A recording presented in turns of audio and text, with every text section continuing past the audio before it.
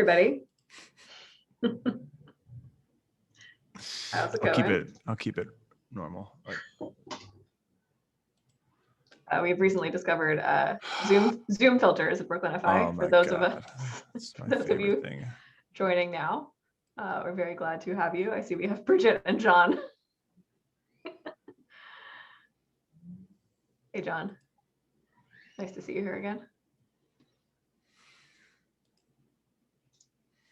All righty, we'll give folks a few minutes to join us, and then we will get started.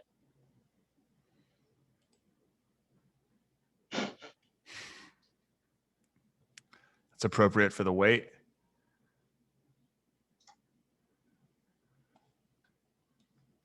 Oh, we've already got questions flying in. Oh my God. Keep them coming. Anything was a rhetorical phrase. Do not ask me that, John. AJ, do you want to read the question to me and then I'll answer it? Yeah, for sure. Is that how you want to do it? Yeah, I'll moderate, and I will. If I want to answer it, I'm going to jump in. But for the most part, I'll throw it over to you. That'll be more collaborative. No, it's just doubles until 2022. Then you get the triples. For sure, for sure. Thanks, Obama.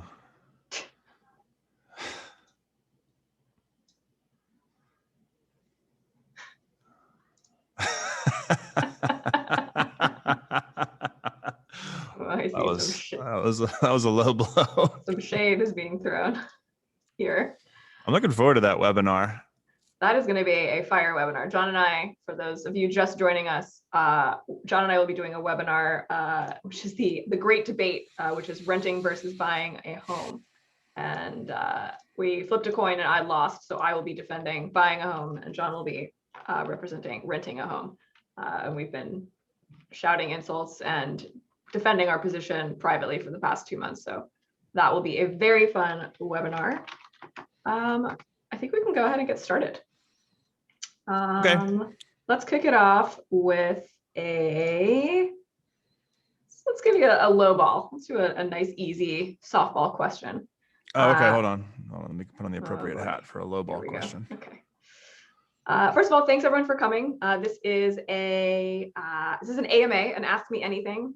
Maybe you've attended these at Reddit before or on Reddit. Typically, to confirm their identity, the host will show you a piece of paper that says who they are. So I am AJ Ayers, one of the co-founders of Brooklyn FI. That's me. Shane Mason. Find me at Shane Mason CPA or behind the 10 key, ripping up arithmetic for y'all's tax returns.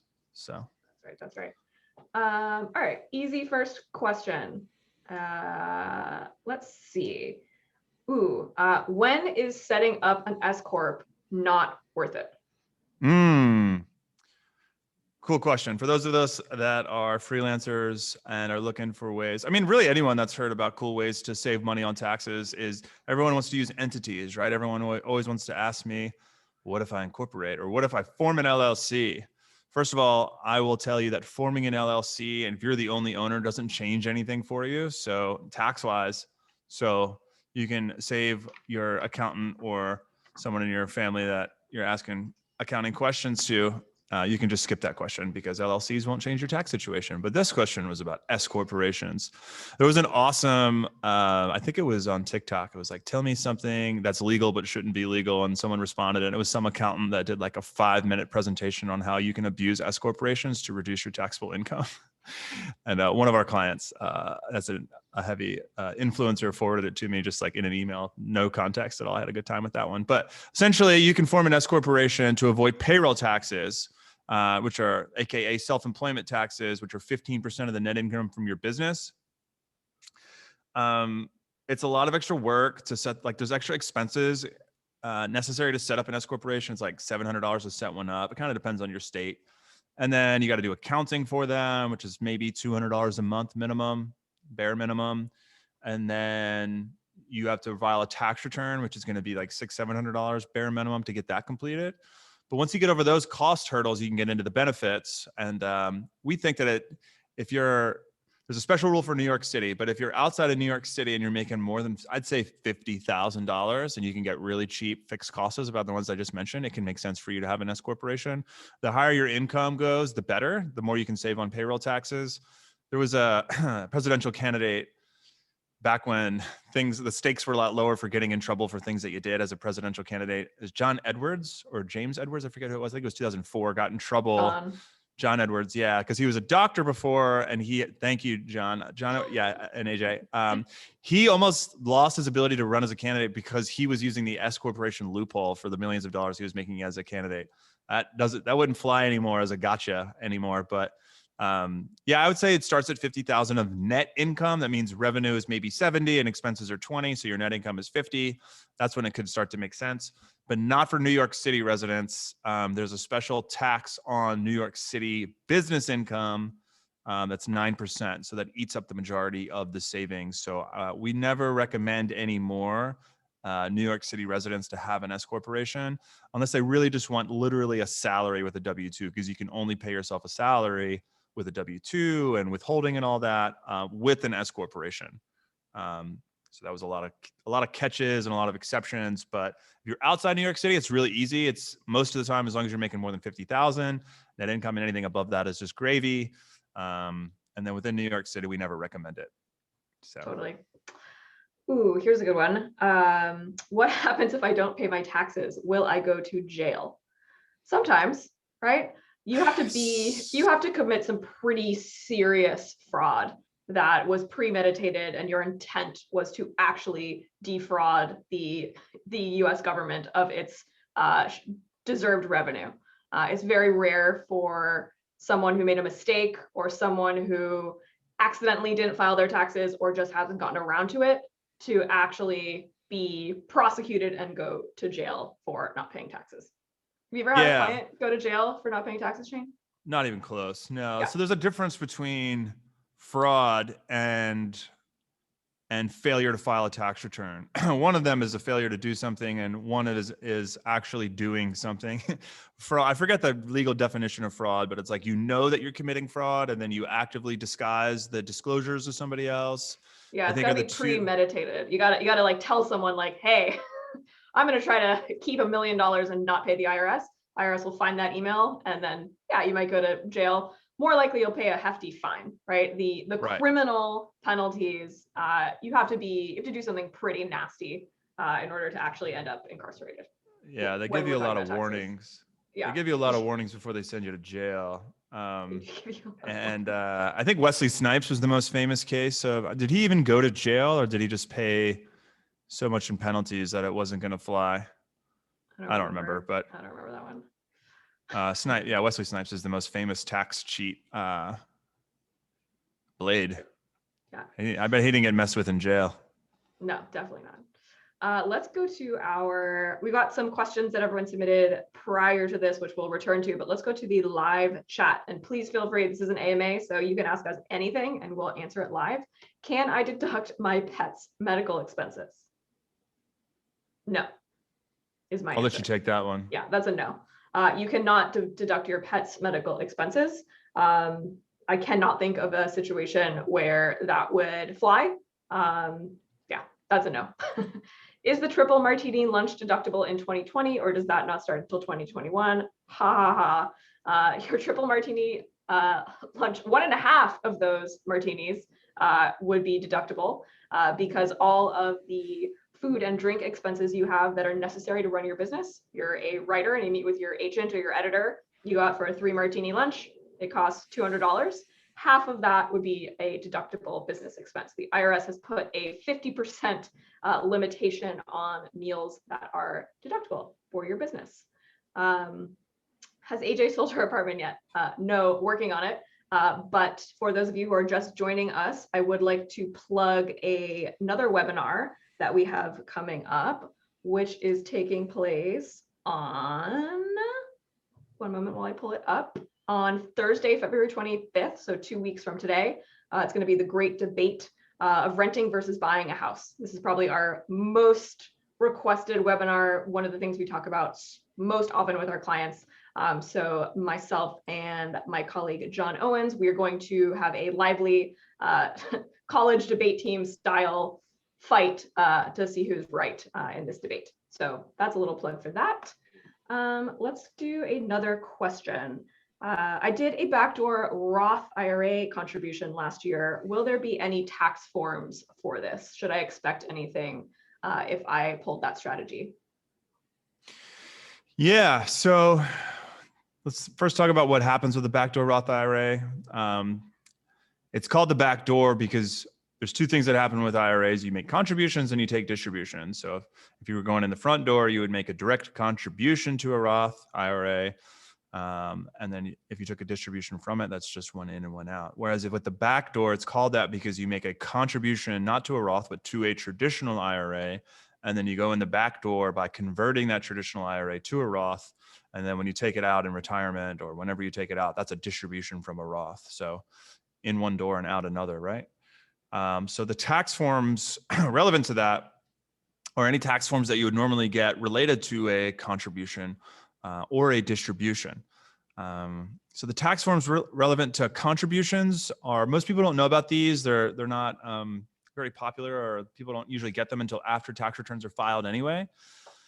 It's called a 5498, and those describe contributions to IRAs. Most of the time, tax preparers just ask you how much you put into a advantage, a tax qualified account, and then they put that into the return. And hopefully that's been, it's an oral expression rather than, or something written down rather than like a tax form that describes it.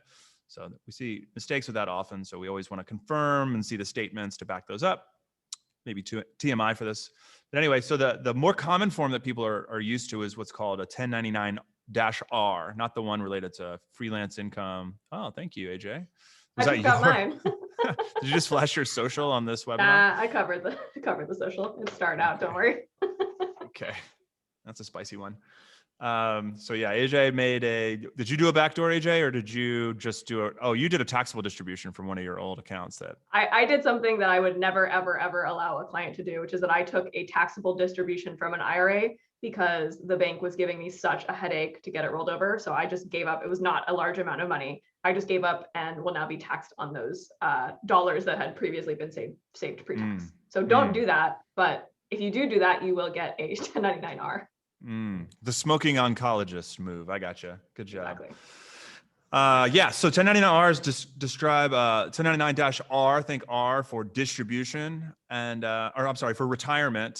So that's only from when you take money out of a 401k, out of a Roth IRA, or if you do it. And rollovers are distributions because you're moving one amount of money from one account to another one or out of it in general. So the IRS always wants forms distributed to people that might have taxable consequences, right? So that is a potential taxable consequence to take a distribution from a retirement account. So that's why you get a form. And when you roll over a traditional IRA to a Roth, that's a distribution, thus the 1099-R. You must provide that to your tax preparer. And then, the tax form wherein those are disclosed on your 1040 is called an 8606. And at the top, it'll say non-deductible IRA contributions and Roth conversions. Mm-hmm. It's a lot of form numbers. Yeah. A lot of forms. The IRS is not very creative in naming things. Your 401k that you might have at work, that just refers to the line of code section that was written into congressional law in the 70s. So make tax code great again. Yeah. Anyway. All right. Make the tax code simple again. I don't know if it ever was simple. All right. So we've got some live questions. I need to file old returns that I never filed. Is it better to handle the current year and then go back, or go in chronological order by year? Great question. I think I know the answer to this. I think I know what you're going to say, but Shane, I'm going to let you take this one because I know I have watched you handle this many, many, many times. Shout out to the cool delinquent that just decided to. Let's not shame people, right? I was. Look at the sunglasses. These are respect the game. Just didn't file a tax return. I've never done that before. I always did end up filing, but so it happens. Look, it happens. Sometimes you don't know what to do. You've lost your paperwork. You had a falling out with your accountant. Whatever happened, and you didn't file a tax return. So it happens. The IRS, what happens if you don't do that? Should you go in order? The IRS has all the paperwork necessary for you to file your return. They know what happened most of the time in your tax year. The only thing that they don't usually get is your expenses for freelancers, which you self-report. But all the income is reported on 1099s and W-2s, et cetera. So when you receive one of those 1099s or W-2s, you are essentially CC'd, and the IRS is CC'd too. They have a copy of that. And they're just waiting for you to submit your version of the story, and they're going to corroborate the evidence.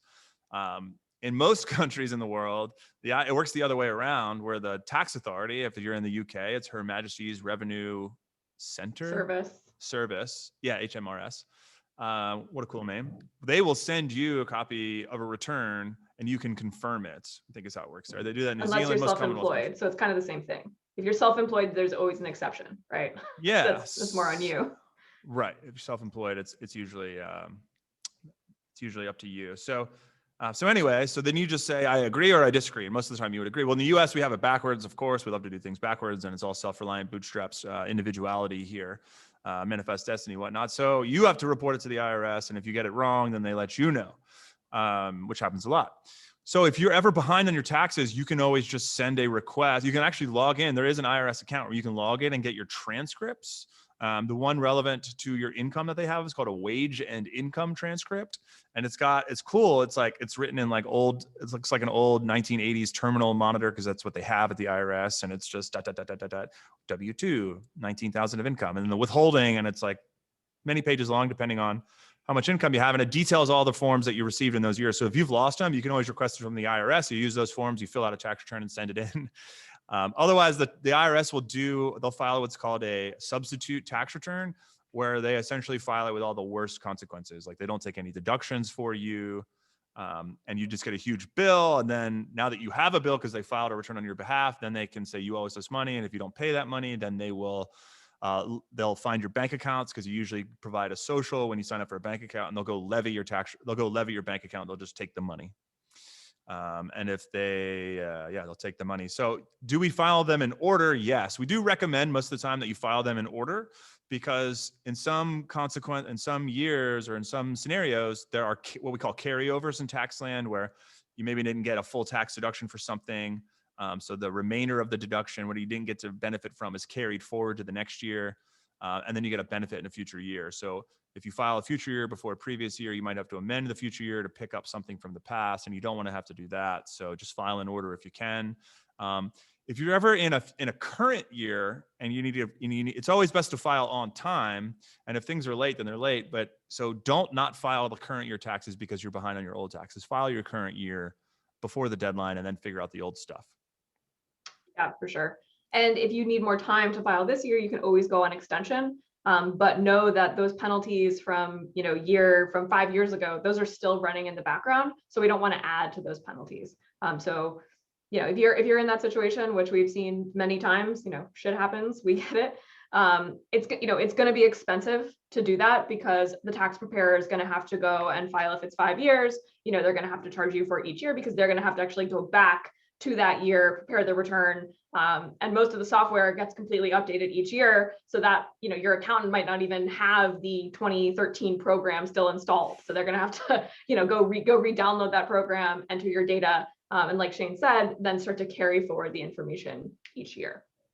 Is there anything specific for restaurant workers? We had another question. Minimum wage, on the books, restaurant worker, hasn't done taxes in 5+ years. What's likely to happen when he does them finally? Any advice there? It's the same thing. I mean, your W-2 is supposed to disclose your $2.50 an hour or whatever you earned as a restaurant. I worked in restaurants for 8 years. I'm very familiar with the tax returns relevant to it all through high school and college.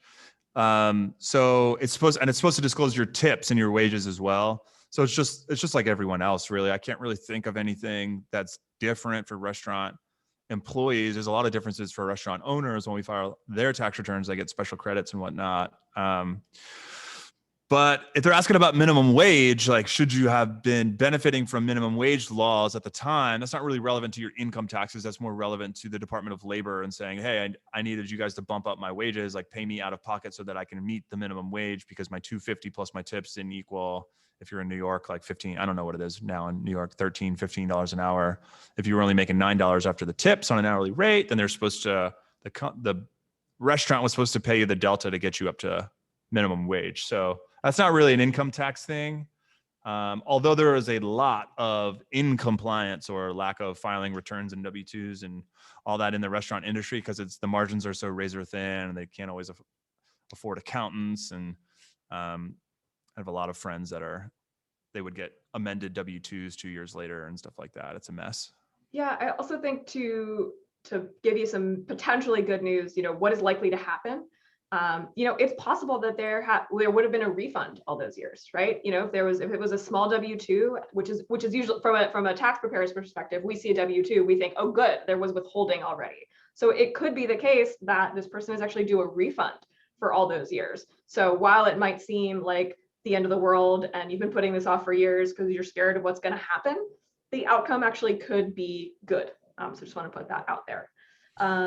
One more quick note on that is that there is no statute of limitations, aka there's no deadline to owe the IRS money. Like if you file a tax return 10 years later and you owe them money, they will definitely take your money. But if you are due a refund, like AJ was just describing, there is a statute on how soon you need to file after the deadline in order to reclaim that refund. I think you guys might have seen H&R Block's commercials, like $1 billion of refunds aren't collected every year. That might actually be true because a lot of people don't file and they don't get the money that's owed back to them.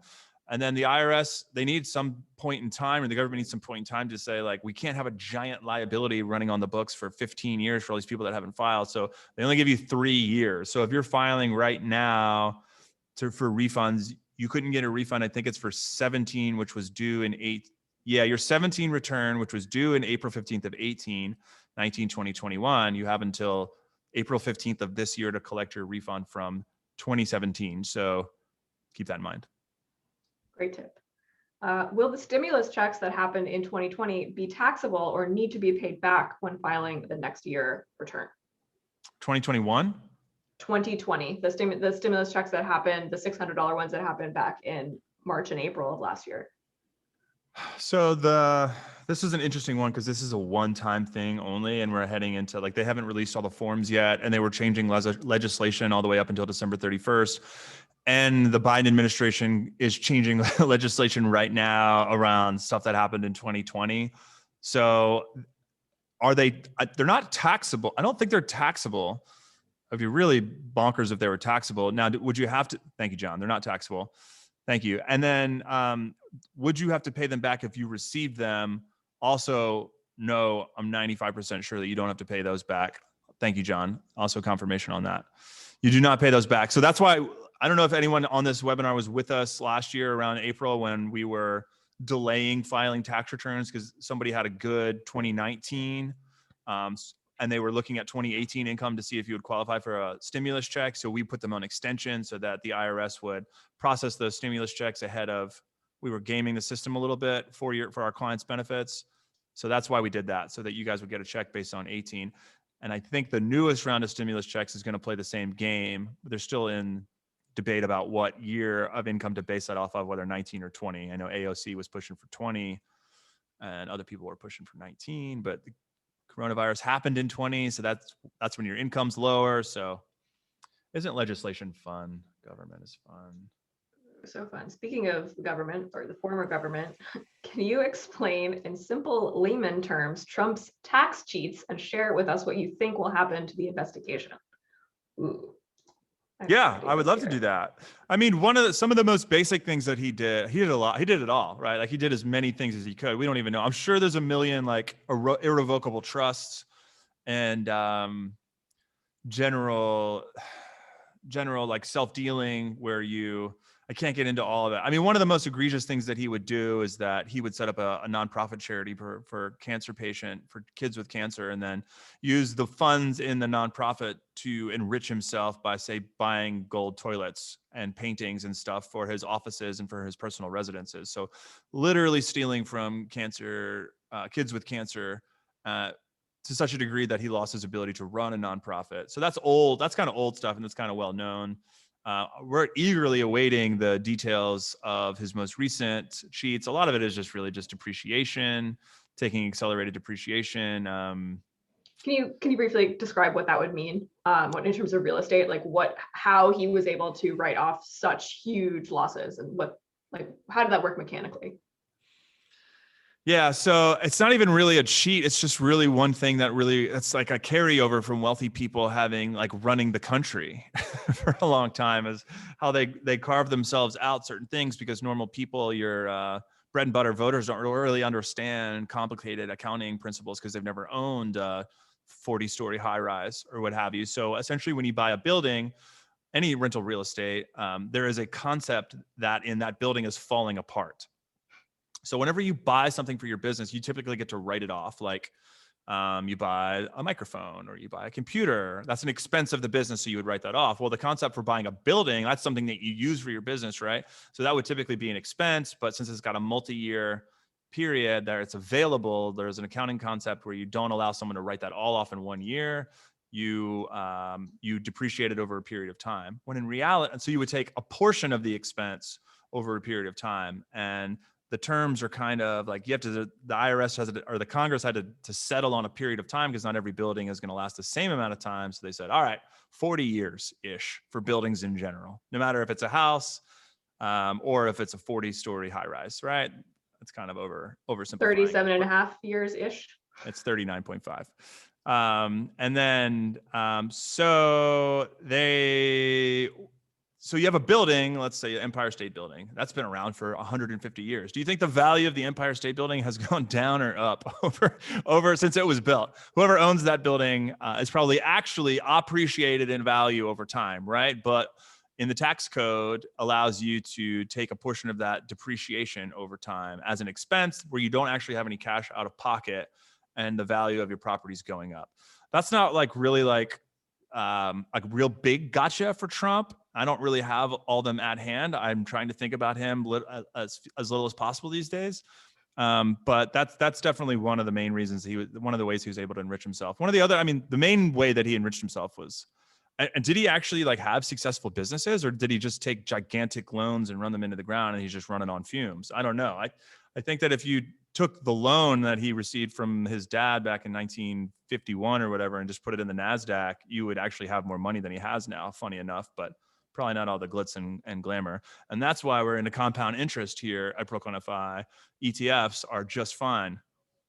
Yeah, just fund your boring old Roth IRA. An intense approach to that question. Yeah, it's frustrating, right? As a taxpayer, as we're heading into tax season, you're stressed out about maybe paying rent and running your successful small business. And here we have our former president, getting away with what is essentially tax murder. So yeah, not fun. Here's a good one. Hard on our sleeves here at Brooklyn FI. Yeah, we are fans of people, not big corporations here at Brooklyn FI. What is the best book about the IRS?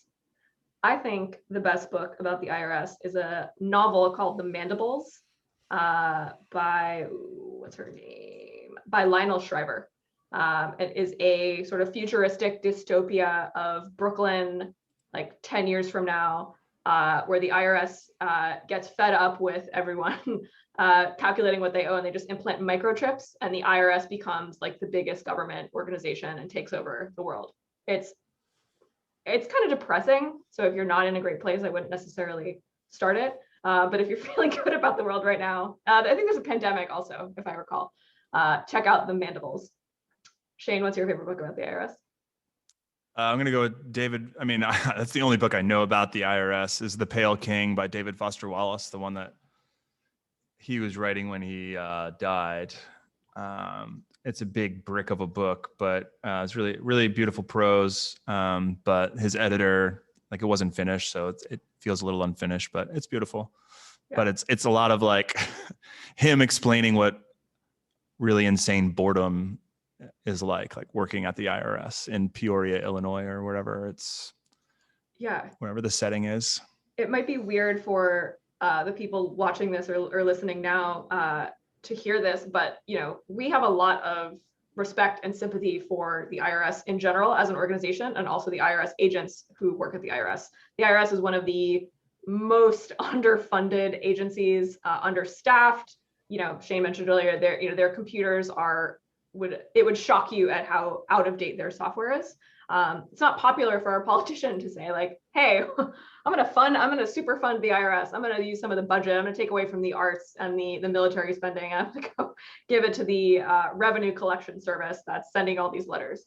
But really the IRS is necessary to run the country, right? All of the money that the government is using for things like universities, paving streets, hospitals, police departments, which, that's a whole other debate. That all comes from, not all of it, but a lot of it comes from taxpayer revenue. So we kind of need the IRS. So, as, Brooklyn FI, as advocates for you, the taxpayer, we can actually make it easier to deal with the IRS. We actually have a bat phone. We can actually pick up and call the IRS and get through in about 3 minutes. It's pretty cool. So, taxpayers, have a lot of sympathy for you. If you're calling the IRS without, a CPA on your side, or without, a tax preparer, you could be waiting for hours. We hear from clients all the time, I was literally on hold for 4 hours. And that's a pretty common occurrence. I was on the phone with an agent last week who just had no explanation for how a payment that a client had made back in June wasn't counted on their tax return. Just no reason. It slipped through the cracks. When COVID happened, the IRS sent all their employees home, just like most businesses, and they kind of shut down for a few months. So we anticipate tax season that we're in right now being a bit bumpy, things getting lost, payments not getting counted. Just prepare for a shit show is my best advice to you, and have a good tax preparer on your side. Totally.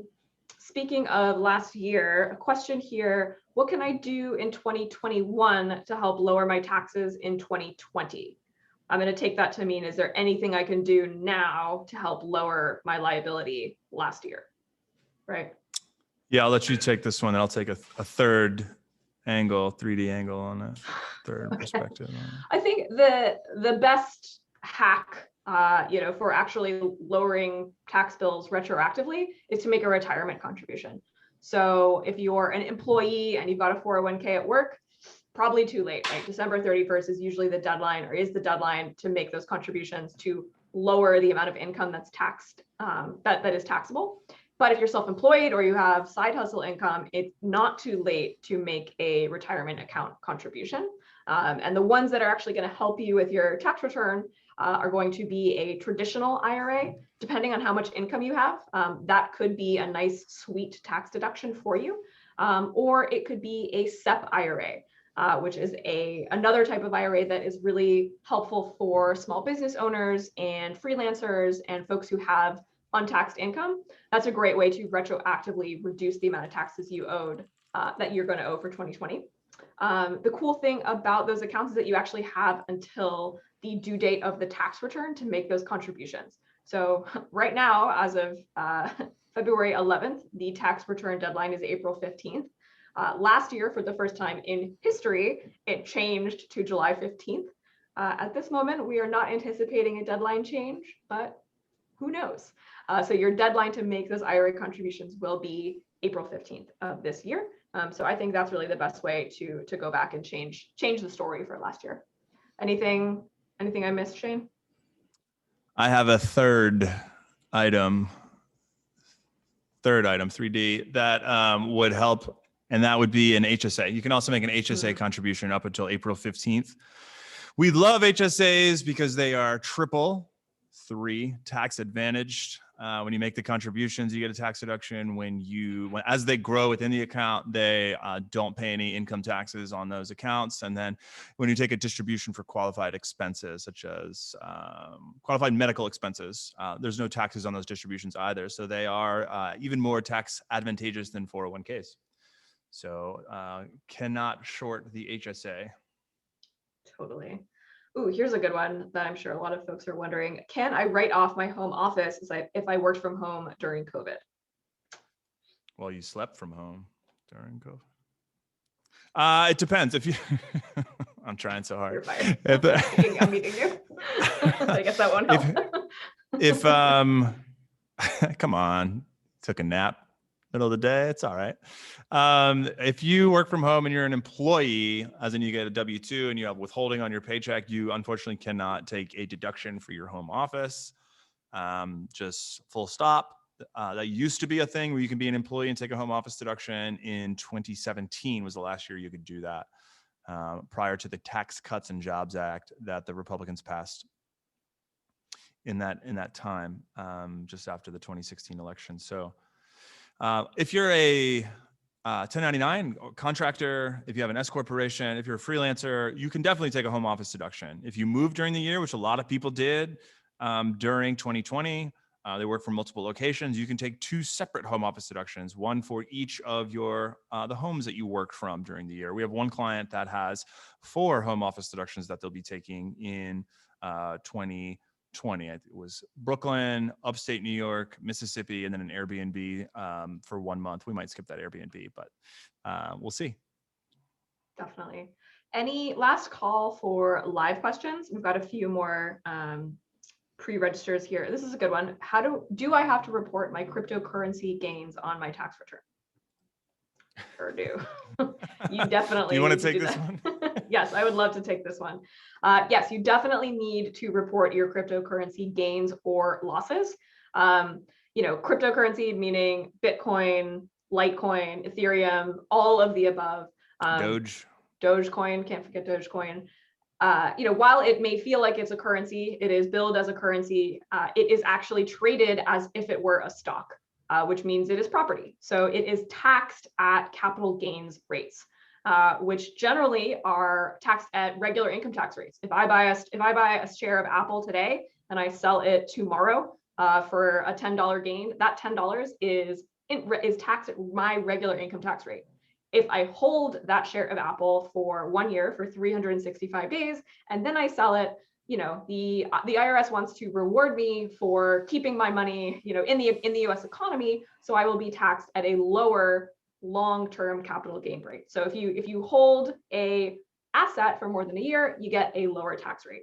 Crypto works the same way. Treat one sale of a Bitcoin or a fraction of a Bitcoin as if you were selling a stock. So I think this is all pretty ironic and hilarious that Bitcoin and the blockchain technology was meant to be somewhat anonymous. It was meant to revolutionize the way that currency works and the way that people could buy and sell things. But at the end of the day, it is the IRS said, nah, you're just buying and selling an asset that's appreciating and depreciating.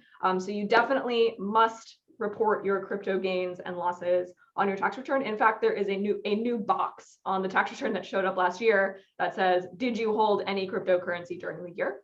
If you didn't make any moves, if this is, you had 2 Bitcoins that you picked up in 2017 and you haven't sold them, you're still holding onto them, you haven't experienced any gains or losses. So you actually won't have anything to report.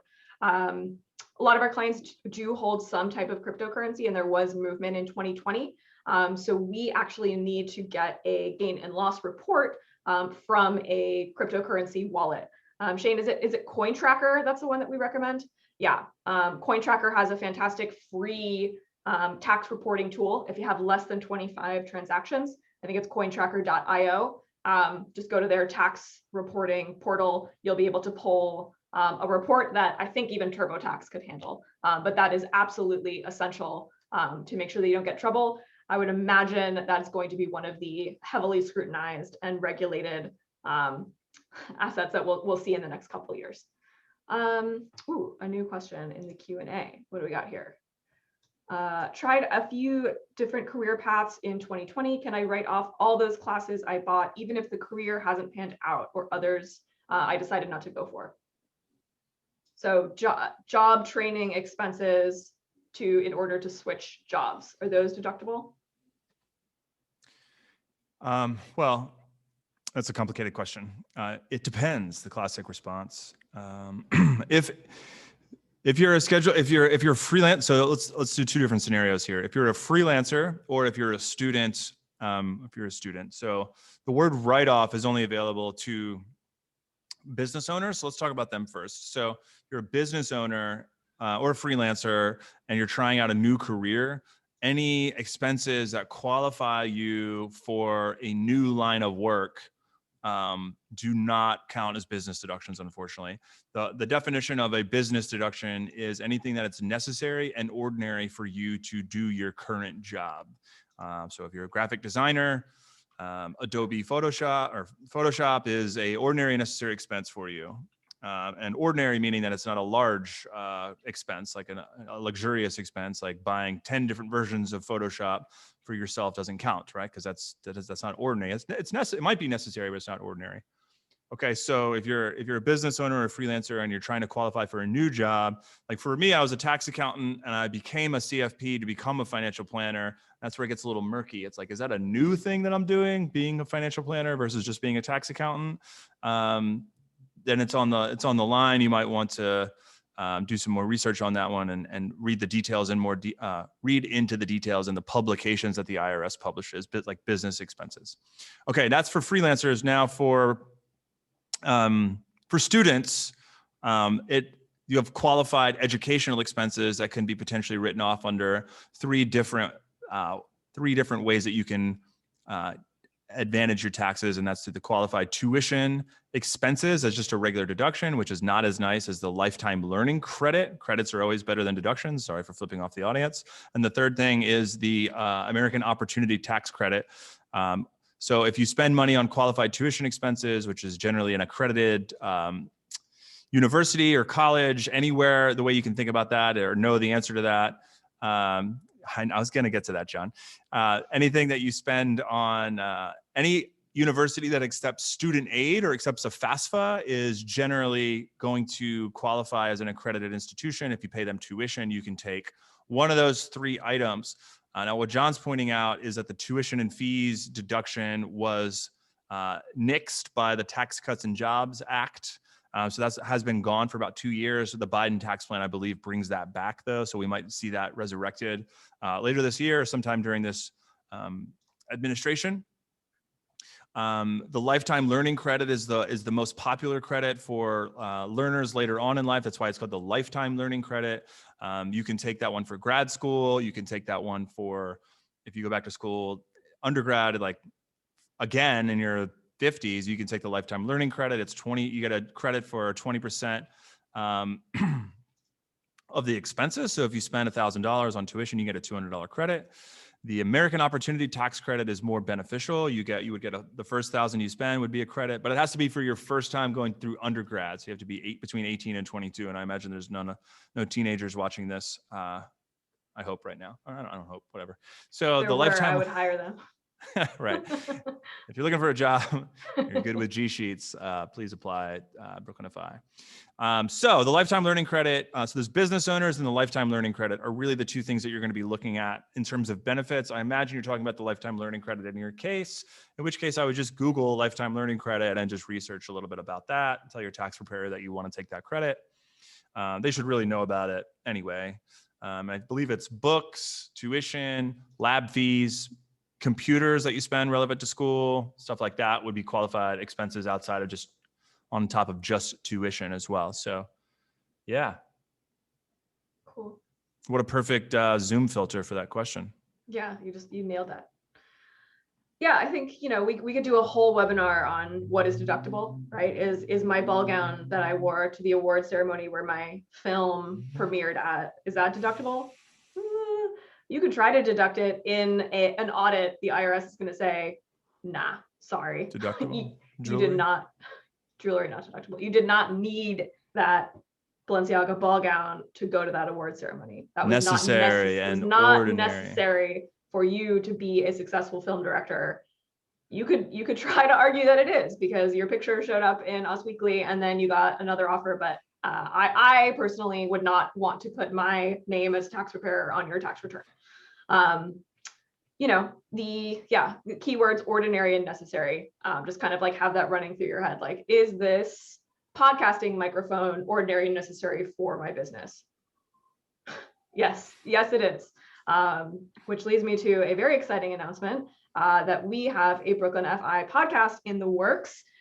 We are targeting an early May launch date. So watch this space, being brooklynfi.com, and our Instagram for announcements around that. It's going to be really fun.